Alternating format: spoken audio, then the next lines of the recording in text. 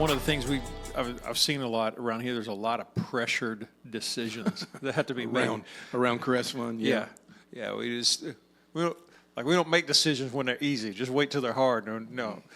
How do you frame decision making, especially when it's a high pressure situation? How do you evaluate? I think. Well, there's two things, right? Number one, it's something you grow into. It's not you don't wake up and go, I love high pressure scenarios and make a decision. It's one after the other, small. So if anybody that is growing in business and life, you have to learn that the decision has to be made. So the earlier you learn that and start to practice it, the easier it gets.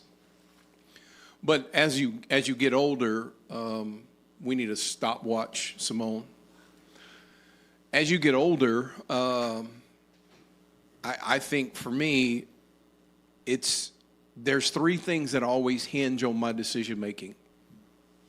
Number one is what do I want to see happen? What is the outcome that we're trying to get? What is the vision? What is the desired outcome? What do we want to see happen? And does this decision connect us closer to the desired outcome? And if it does, we move towards that usually. Number two is the values that I hold dear to me, right? And it's not a movable target, but it's situational depending on what we're doing and what is the most valuable to me. And there are certain core values that I'll never break. But I always have the value at the front of the stage. So it's first desired outcome or vision. What do I want to see? Mm-hmm. And then is this aligned with the value set that we're trying to expose and hold to as well? So values have this key role in the chains of which way we're going. But then the third one is we always have a client that's somewhere in the mix, and is this part of our client fulfillment? So if you have a great business, and it really does, you have great church, it doesn't matter. Yeah. However you want to frame this, the outcome that you're trying to get accomplished is the first on my target, and the values, are we in the value box? Are we on the value train tracks? And then are we fulfilling the client's needs? Is these threes? And if I can check those three boxes off, then it's usually a green light to go, right? So what I've done over the years is, and this is important as leadership unfolds, you have to establish this beforehand. Mm-hmm. And this is what most people miss. You can't get into the pressure and try to pull up, what are we trying to get accomplished? What are my values and it's got to be innately there. And it's got to look like what the outcome is trying to look like. So if you build the framework for that prior to the crisis or the pressure, the situation is easier. And again, I just think that's a learned thing. I've just learned over the years, being in pressurized situations over and over and over, how to just steel my own soul to go, it's okay. Mm-hmm. It's okay. Just find my quiet spot and go, are these three boxes checked? If so, go. If not, the other way.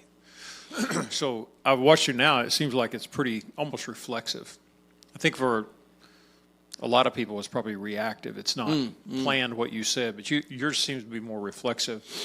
And then I'll give you an example, and then I have a question. So there's been a couple times I've watched you make a decision where you took the loss, mm-hmm. and you've said a couple different times, I'm not going to hurt you. I'll take it on myself before I do any hurt to you. So it's a value set. So the question then is, how did you get good at that? So at the beginning, did you have to process in the moment, mm-hmm. more of a process to go, hang on, I need to check through these boxes, almost like rocks going through a sieve or something. Yeah, you just I think everybody does. So if you were telling me, here's how you would start. I'm going to put you in a situation, and here's the process you need to make a decision. It's going to be in the moment during the day because you've not clarified this, but here's how you kind of walk it down. Mm-hmm. How would you do that? I mean, you start small, right? If I'm teaching somebody to learn how to make hot moment decisions, start mm-hmm. small. Don't start with a $10 million decision, obviously. Start with a $10 decision. And so one of the key pieces, I had a real father.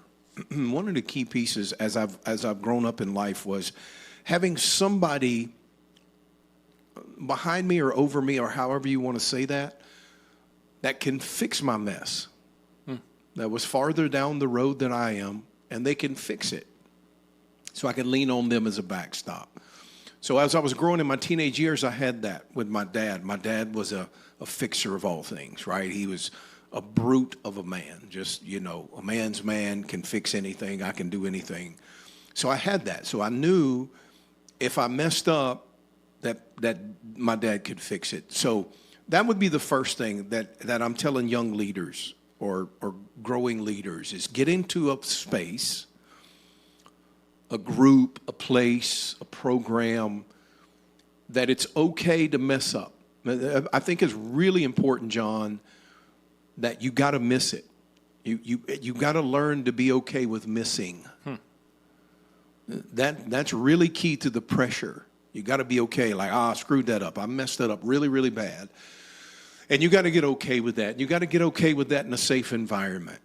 So that's the first thing, is that you learn small, right? So if I'm telling any emerging leader and on any kind of thing, start with the small things and be in a place that, like I tell everybody here, if you screw it up, there's not a mess up that you can do that I can't fix.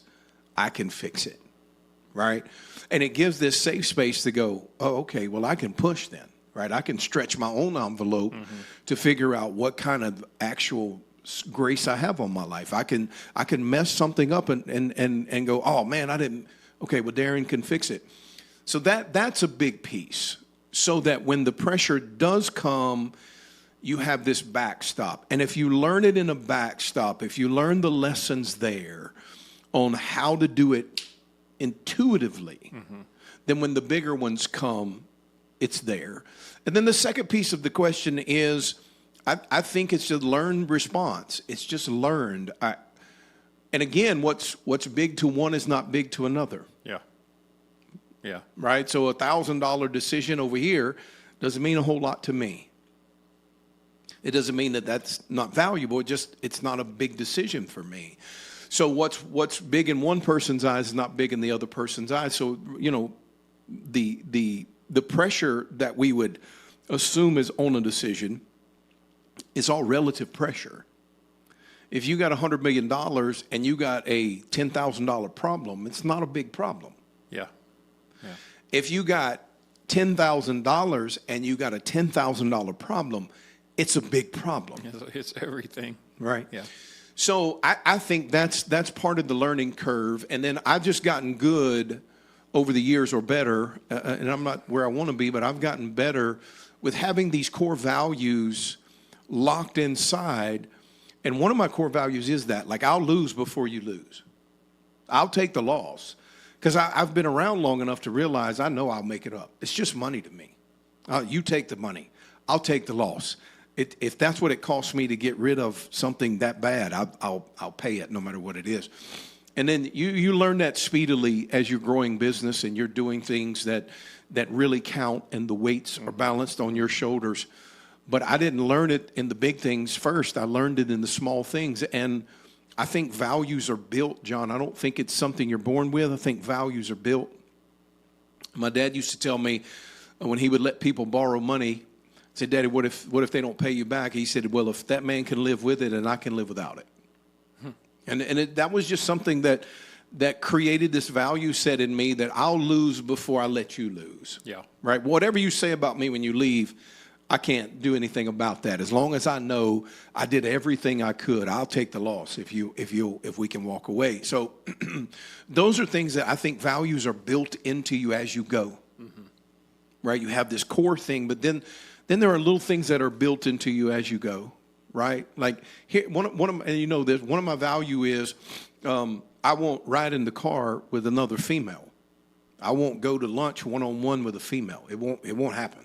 It's part of me, right? Regardless of what anybody else thinks about that, that's part of my life. So it doesn't come up in my mind.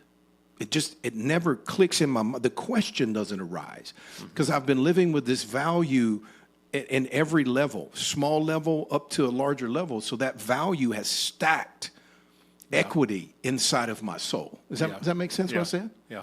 that value is stacked equity inside of my soul. So somebody says, yeah, if Simone says, hey, can we go to lunch? The answer is no. If Lindsay goes, we can, my wife. But we can't go to lunch. Love you. We just can't go to lunch together. Yeah. It nothing to do with you, and it's nothing to do with something could happen or would happen. None of that counts. It's part of the value that I've stacked equity in my soul, and it's just an immediate no. So that doesn't pressurize. I said all that to get here. What pressurizes that person doesn't pressurize me, and what pressurizes me doesn't pressurize the guy who's farther than me. Because it's stacked. The equity is stacked in your life. So what may seem like pressure or chaos to one person is normalcy to another. So it's, hey, make this $1 million decision. Yeah, okay, that right there, that's the way we go right there. Tony Robbins was telling a story about decisions, and General Schwarzkopf was telling it, and he heard it from Schwarzkopf. And Schwarzkopf was working for a general, I don't know what his rank was, but he was working for a general. It is a long story, but the U.S. military had been debating over a big decision over like a decade. And both points, whether we do this or don't do this, both points of the table had really good basis and really good defenses, right? Long story made short, the general, Schwarzkopf's working for the general comes in, they said, we got to make this decision today, there's no tomorrow, we got to do this today, it's a matter of national security, they have a meeting, and the fours on this side go, their explanation 20 minutes, and the against on this side, their explanation 20 minutes, and the general goes, that's a really good point, fours, and really good point, here's the way we're going, let's go, all right? And Schwarzkopf tells the story that there's no way the general had all the information. Schwarzkopf says, I have been studying this for 2 weeks, and I didn't have all the information. And so I hadn't debriefed him on 90% of my information. There's no way he had all the information. So he goes back to the general, says, General, can I speak freely? He said, yeah, go ahead and talk. And Schwarzkopf said, how did you make that decision like that? He said, well, the decision needed to be made. It's been 10 years. He said, yeah, but you didn't have all the stuff. He said, but we've had all the stuff for 10 years. A decision needed to be made. He said, what happens if we're wrong? He said, if we're wrong, we'll know sooner than later that I was wrong and we can fix it. But not making decision is the worst decision. Wow. And that's stacked equity. That's stacked equity, right? Where the national security comes to you and you have to make the decision. And they look at you and go, well, that didn't seem to bother you at all. No, it's just stacked equity. Lived long enough, learned enough to go, if it's the wrong decision, we'll fix it sooner than later. Yeah. Right? But if it's the right decision, everybody will give me a high five and we'll move forward. Either way, the decision had to be made. And so that's what I call stacked equity, and desired outcomes, value sets, and client fulfillment stacks inside of me over the years so that when I look at something, it's not that big to me. And I can go, yep, let's go that way, right? Let's just move it and go that way. And then what if you're wrong? If you're wrong, we'll fix it. Yeah. But we'll go. Man, there was a couple things you really said that were surprising. Like when you talked about the speed of making decisions is important because it gives you the feedback to either correct or to know in the future that type of decision or whatever was wrong. So now you have the experience. Then the other piece was really surprising. You started really not with values, but with hooking yourself into an organization or a place to where there's a safety net fallback so that you do the reps. Kind of like going with a coach or somebody at the gym where they can lift more than you, and so you're going to get more out of yourself because you're with that person. Yeah. I think that's the value that's unprecedented. Like, looking back at 53, I can look back at the years, right? Well, I learned this here. I didn't know I was learning this, but I did learn this here. And that part, to me, having a setting in life where you can test and am I okay? You can test and measure. Was that good? Yeah. And it gives you stacked equity. It stacks equity inside you that gives you a balance to go, I know how to do this. And confidence is experience in motion, right? You have to have experience to have confidence. So when you get the experience, it builds confidence, and you got to do the little ones first. So any emerging leader, I tell them the same thing. Start with the small, work your way up. Interesting. So I've got this statement here. Let's kick this statement around, true or false or whatever. Here's the statement. Faith is not reaction. It's reason guided by revelation. Faith is not reaction. Yeah. It's It's reason. reason guided by the revelation. Guided by revelation. Yeah, I mean, I think, again, when you balance that out, John, you go back to the stacked equity inside. You don't start a faith journey moving a mountain. Yeah, it's not a blind decision. You got some Right. history. Yeah, you have to stack that equity in your soul. You know, some folks have life or death decisions that have to be made by faith. My mother did in 1984 when she had liver cancer. And she made a faith decision. I'm going to trust God and I'm going to live and not die. But I wouldn't teach that as a principle to build life. I would teach the principle of, if one day you want to move mountains, let's start with the pebbles. Here's the principle I live by. Every pebble causes a ripple in the water. And to me, faith is stacked like that. And the more I win, the more confidence I build. The more I win, the more confidence I build. And if I was in church, we'd walk through how to build faith and how I teach that. But again, I think the word of the day is the equity stacking. Yeah. Yeah. Just building equity inside your soul. Faith, confidence, experience. Stacking it. So that when the bigger things come, or the harder, however you want to classify those, harder things come, you have enough hindsight and bandwidth and capacity behind you to go, well, I may not have experienced it just like this, but I've been through some stuff. That's what faith is. I can trust God for yesterday. I've seen him do this, so Yeah. I'm pretty confident I can trust him with this. So to me, that's how you stack. It's all stacked inside your heart. It's all stacked inside your spirit. And to me, that's how you do it. You start where you are. Start in the small things. Because Jesus said it like this: whatever you are in the small things, that's exactly what you're going to be in the big things. There's no difference. It's just adding zeros. It's just stacking it inside. So that's what I would say to faith. Faith is the stackability of an experience I've had. So I wouldn't start out with, I'm trying to, I'm going to wait till I get cancer before I believe God for healing. No, if you got a headache, let's start with that headache right there. Yeah. See if we can win that one, right? Let's not wait until tragedy or chaos. So here's the essence of this. Don't wait till chaos comes to you, because it's coming. Don't wait till tragedy comes to you to try to stack something in your soul. Experience, faith, equity stack. Don't wait. Stack where you are. And if you'll stack where you are, you'll build the value inside, and that value will pay dividends in the future.